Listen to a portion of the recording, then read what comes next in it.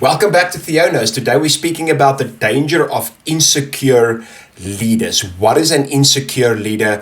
What will an insecure leader do to you? What are some of the manifestations in their characteristics, and how can it spill over to you? And I think this is a very, very important topic for people in the body of Christ, because leadership is an extremely important thing. And you know, the Bible does speak about us being planted in a church, the importance of leadership. But because a lot of times of toxic leadership that comes out of insecure leadership, so a leader that's insecure will eventually be toxic.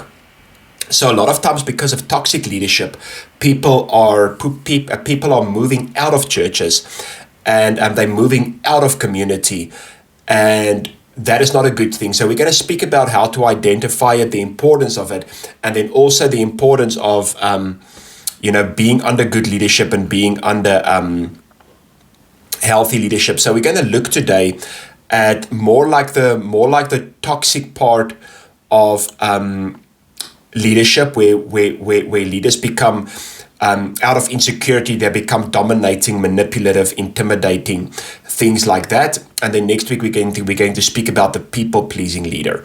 So and we're going to look at eight dangerous signs of insecure leaders. If you see these 8 signs, now I'm not speaking about every single person will show some of these signs now and then, but if it's most of the signs continuously, then it can be a very dangerous thing. So thank you to every single person that's contributing financially to Theonos. You know, my calling is to help people in this ministry in a biblical, but also in a psychological manner. And I believe God has called me for this, because I do believe the psychological part is sometimes very much neglected under believers. So I decided, or I was called by God rather to say, to bring in the psychology and to help people in that manner. I don't only help people online, there are many offline things that we are doing, and your contribution and your giving will help us do what God has called us to do. And I do pray that every single person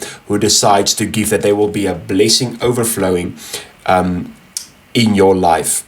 So thank you. The banking details will be on the screen for those who would like to make a contribution. Also, special thank you to people who make monthly contributions.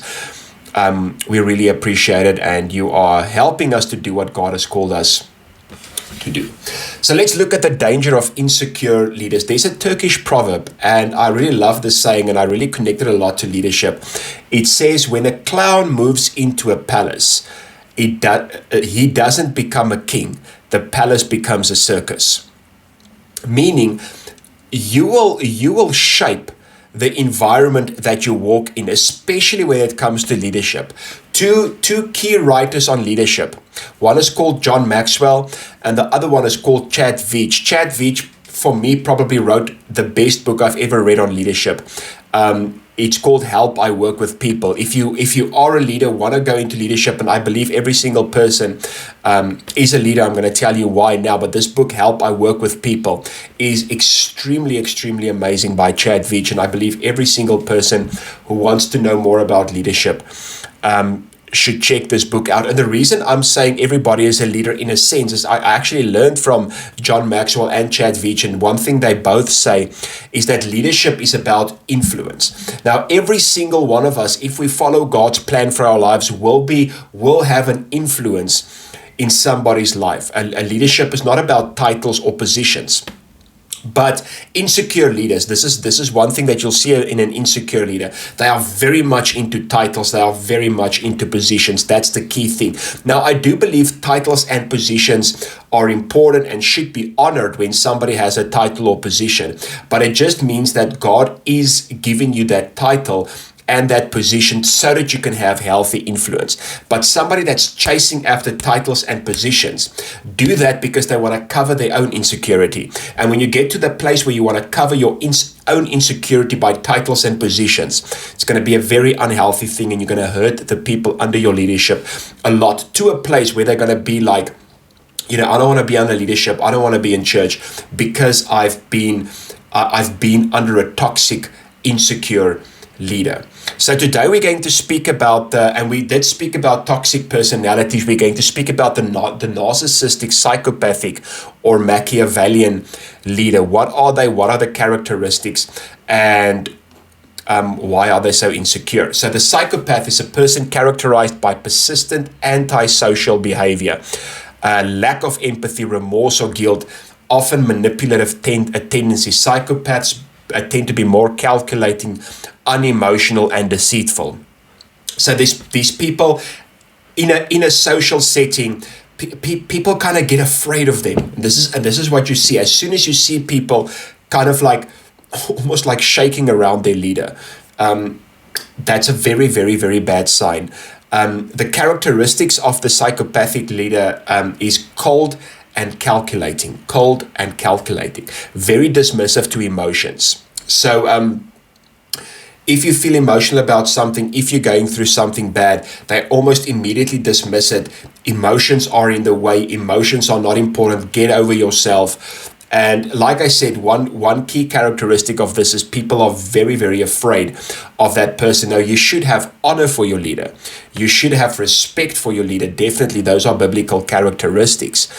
And you should revere your leader, as the Bible says you should. But to be afraid of the person, to be anxious around the person, is a very, very big red flag.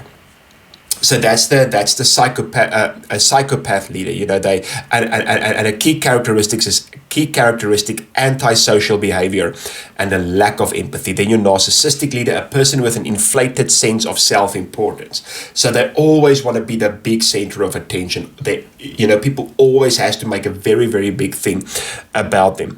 A need for excessive admiration and also a lack of empathy for others. They seek validation and attention continuously. They feel entitled and superior to others. Now, here's the thing. They will even go to people who are doing the exact same thing that they are doing. A person can even be on the same level, and they will try to dominate and intimidate this person because everybody has to be under them. They are driven by ego and a need for admiration. Driven by ego and a need for admiration. Now, what is ego? The ego is never satisfied. Never grateful for anything, no matter how much they have. Never satisfied. Now, I'm not saying we shouldn't grow and we shouldn't have a desire to be bigger. That's 100% right. And we should have vision. We should have a desire to grow. But it should come from a place of gratefulness. It should come from a place of I'm thankful for where I am, but I still want to grow. But a person who's in their ego, it's kind of like they're always angry, never satisfied. They are very attached. They're very much like this, very, very much like this. And this is what narcissistic leaders do because they are in their ego. You may never listen to another preacher. You may never go to another church. They will get angry. They will publicly humiliate you. And they will punish you. Now, there's a difference between saying, I want to protect you, and I'm attached. To say to a person, listen, we want you to be careful for who you are listening to out there. We want you to be careful to just attend any place because some information might pollute you. That's one thing.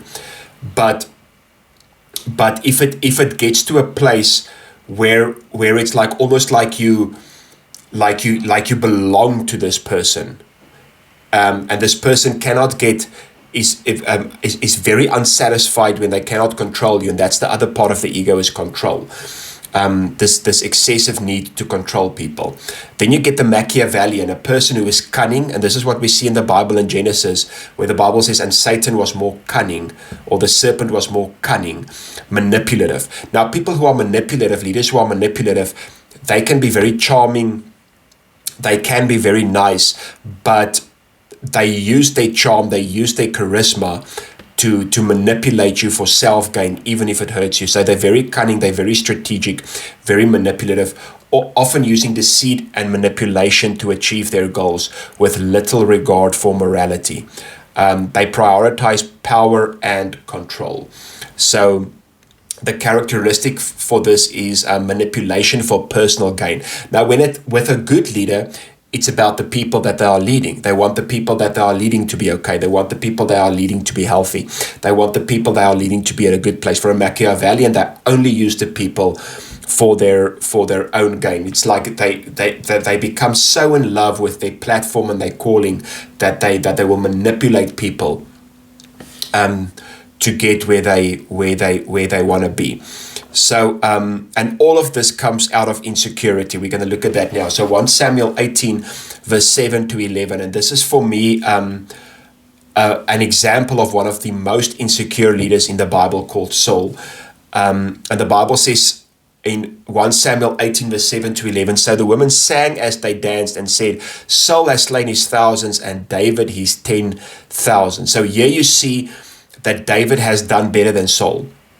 Saul was very, very angry, and the saying displeased him, and he said, they have ascribed to David 10,000, and to me they have ascribed only 1,000. Now what more can he have but the kingdom? So Saul eyed David from that day forward. Listen, he eyed him from that day forward. Like he kept a very close eye on him because God used him in such a great way. And it happened the next day that the distressing spirit from God came upon Saul, and he prophesied inside the house. So David played music with his hand, and at other times there was a spear in Saul's hand. Saul cast the spear, for he said, I will pin David to the wall, but David escaped his presence twice. There's a book called The 48 Laws of Power by Robert Greene, and a lot of these 48 laws, a lot of them are good, a lot of them should be used, a lot of them are a bit manipulative, and a lot of them are a bit scary. But it's very true. I have to say all 48 of them are extremely true if you look at the world right now. And I think the first law hit me the hardest, because I saw in the first law that this is Saul and David's story, and that the first law was never outshine the master.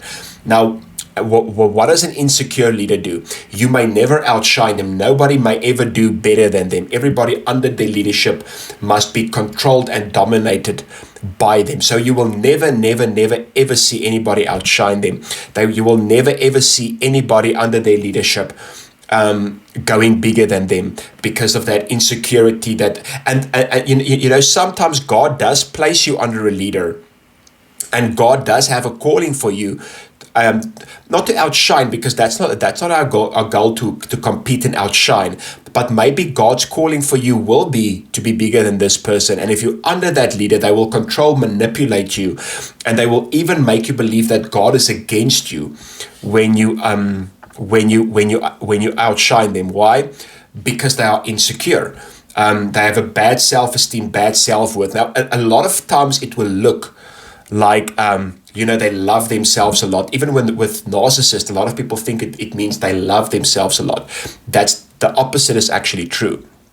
Deep down, they have a very low self-image. They're very insecure, and they actually dislike themselves a lot. So Colin Henderson said, you do not need to wait until you become sick until you decide to become better. Now, a lot of times people become sick because they become spiritually and emotionally sick being under this leadership. And then a person has to question, what is this doing to me? But a very unhealthy thing a lot of people do is they say, I'm never going to be under leadership again. I'm never going to church again, because they've been under this manipulative behavior. And this is also something to be careful of. So what is insecurity? According to the Oxford Dictionary, insecurity is the lack of self-confidence and self-assurance, especially regarding one's abilities and qualities. Now, if you have a lack of self-esteem, if you have a lack of self-confidence, a lack of self-assurance, then you need to be admired by people the whole time. Then you need to be placed on a pedestal the whole time. Because that's the external thing that covers up your insecurity. And this is why these people become extremely, extremely angry when anybody does better than them, or anybody does good. And that's not the only thing, but many other things. So 8 signs of insecure leaders. I'm going to give you 8 signs of insecure leaders. and then we're going to end there for today. But before I get there, I want to ask you to subscribe to this channel, to like this video, ring the bell. We have a lot of videos and information we would love to share with you. So thank you for those who decide to subscribe, and also send this video to people who you believe might find it beneficial. So 8 signs of insecure leaders, and I want to say 8 dangerous signs of insecure leaders. And I'm not saying if people, again, like I say, if people now and then show one of these signs, we are human, we are all fragile. I mean, if you can see a pattern, a consistent pattern of most of these signs, then it's a very dangerous thing. Number 1, and I just spoke about the jealousy when outshined that manifests in anger. As soon as you are more admired than this person, or as soon as anybody is more admired than this person, they become angry. That's exactly what Saul did to David. As soon as David started to outshine Saul, Saul got angry. Now, what did Jesus say in John 14? This is very important. Jesus said, "You will be able to do the things that I did, and even more will you do." Now, Jesus was the greatest human being that ever walked the earth. And he said, I want you to even do greater things than I did. That doesn't mean ever we're above Jesus, or that we ever outshine Jesus, because all the glory and the honor goes to him.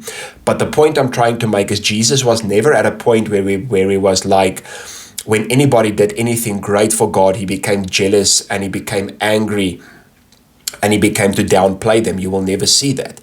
So as soon as anybody does better than them, as soon as anybody gets the attention, they get extremely angry. Number 2, public humiliation. They will humiliate you in public when you do not do what they want you to do. It's also a form of manipulation. So what will happen around these people when you are around them?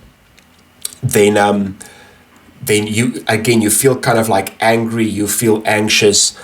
The Bible does say, when a brother sins, when a brother is not at a good place, go tell that person the sin. If the person does not listen, you bring the elders in. But the goal and the heart is to help the person. The goal and the heart is not to humiliate the person. So the second one is public humiliation. Number 3, want to see others crash and fail. I want to see others crash and fail. It's kind of like they get what you will see a lot. Let me say this: what you will see a lot with these people is they will make videos, they will do things that will bring other people down. So they will very carefully listen to a message of a preacher. They will take 30 seconds that they disagree with, try to put this thing, on all the social media platforms, because they want these people to crash and fail. I just want to go back to number 2 quickly, public humiliation, because there's something that I'm just thinking about, because a lot of times you see Jesus taking on the Pharisees in public. Now, the reason Jesus took on the Pharisees in public was because the Pharisees tried to humiliate a lot of people that were children of God. You will see this with the one woman who committed adultery, where they wanted to stone her in public. So they wanted to bring a lot of people down in public, and Jesus addressed this publicly, and he addressed it publicly because he wanted people to see that he doesn't agree with what the Pharisees are doing. But Jesus didn't take people who are sinning, people who are doing bad, and publicly humiliate them because he wanted to hurt them. The only people he spoke to in public and spoke to harshly in public was the Pharisees, and it's because of the way the Pharisees intimidated, dominated the people, and treated God's people badly. Okay, so number 3 again, want to see others crash and fail. So they will gossip a lot, make videos of other people, try to put other people down, and it makes them feel good for a while. Number 4, focus on titles and positions rather than those under their leadership. So the most important thing for these people is their title and their position. The most important thing for them is not the people under their leadership. So you will see they will do extremely well and the people under their leadership will not do well. The people under their leadership will struggle, but they will do extremely well. So the goal is titles and positions. Now, I'm not saying a title and position is bad. I'm also not saying the riches are bad. I do believe God uses titles, God uses positions. If you have a doctor's degree, I want to encourage you to put the word doctor on everything you do. It shows that you are qualified. If you have a pastor, to call that person pastor is not a negative thing. It's a sign of respect and honor. But what I'm saying is people who kind of like put their trust in, their focus so much, and they need so much in titles, and the people under them are doing bad. That's a very bad thing. Number 5, manipulative. Like we said, they are cunning, they are strategic, and they will hurt others for self-gain. Intimidating is a very, very big thing that we have to look for. People who intimidate, and that's what Jezebel did. She intimidated Elijah, and I do believe the enemy will bring a lot of people on your path who intimidate you to destroy your calling. Number 7 is controlling, and remember there's a difference between protecting and controlling. There's a difference between protecting and controlling, and the big difference is the heart that the person does it out of, and you will see it in a person's temper. If somebody says, listen, I'm going to go, because I do believe you cannot hop around from church to church and then you hear, then you hear, then you hear, then you hear. But a person who really cares for you will sit with you, they will explain it to you, they will talk to you, they will love you, and they will protect you. A person who is controlling is very much like this. You have to be under my leadership, my vision. The word I got from God is the only thing that's right. And they will make you feel like if you leave or if you go, you are outside the will of God and there's going to be a curse upon you. That's the controlling that I'm speaking about. But like I said, I do believe it's important to be planted in a church under a leader. But that doesn't mean you cannot learn from other people. If they ever tell you you're not allowed to learn from other people, you can only learn from them. Then it's very dangerous. And number 8, and I actually learned this from somebody who recently spoke about, and he called it the man's loyalty that violates your conscience. Sorry. The man's loyalty that violates your conscience. Now, why is that important? Because loyalty is important. God does plant you in a church. God does plant you in a community. God gives you leadership, and there should be loyalty. Definitely, I'm in a church and I'm part of the Bible school group. Sometimes they ask me to do teachings with small groups. I'm involved in the church and I am loyal. I go to the same church every single Sunday. I'm involved in the same place every single week. If I just jump around the whole time, I cannot be used in that setting. So I definitely don't think we should jump around. I definitely do think we should be planted, we should be involved, and we should be loyal. But when it comes to a loyalty that violates your conscience, if it's like, I know that this is what God called me to do, but you are pulling me in a direction that's outside of God's calling and will for my life, it violates my conscience. And you say, I'm disloyal for doing what God has called me to do and not doing what you want me to do. That's a very dangerous thing. That comes from insecure leadership.